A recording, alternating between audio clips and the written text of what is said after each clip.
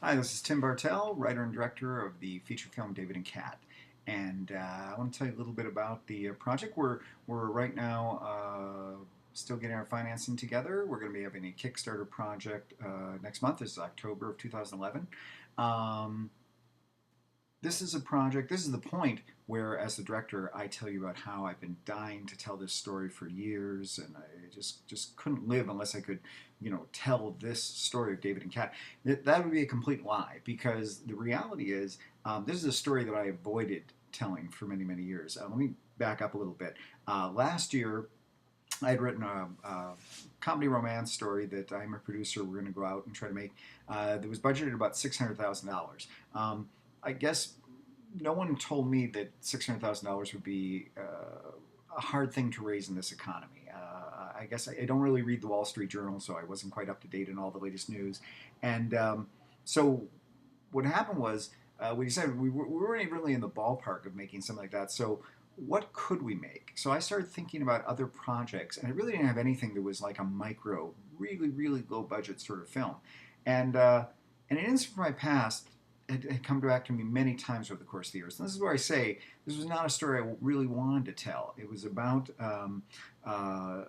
a true incident, at least the inspiration for it. Many, many years ago, I picked up a hitchhiker, a young woman, and after a little bit of conversation, I found out that she was homeless. And I don't know if it was just maybe because I'm a reasonably nice guy or she was just that desperate, but she started hinting at the idea that I could kind of take her home and make her my instant girlfriend.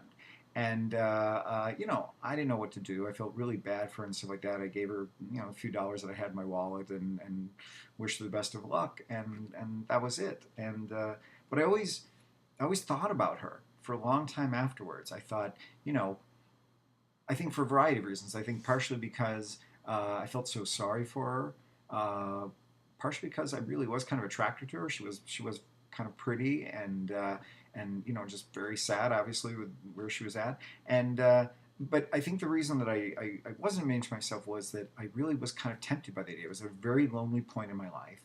And so at this point last year, when I was thinking about new story ideas, it started to occur to me, this story that I thought, oh, this is just too different for me. I would never bring home a homeless woman, bring her into my home, and just suddenly make her my instant girlfriend. So, it's just not authentic. I can't tell the story. I have no idea how the characters would act or be. I started realizing, looking back at how lonely I was at that point in my life, and why this woman kept on reoccurring in my memory beyond just feeling bad for her, was that, like I said, I really was tempted. And there really was an authentic story there to be told about the feelings I had of being that lonely and who was this woman. And I started thinking about women that I knew in my life that had been, you know, very beat up by life, if not homeless, gone through a lot. And I thought, actually, there was something pretty interesting here about bringing these two together. And so that's kind of the birth of David and Cat, not the story that I've been dying to tell, but the one that I was running away from telling. And the funny part is, the script came out really great. And in reality, I'm not going to say that I'm glad that the $600,000 project failed. I mean, that would have been terrific.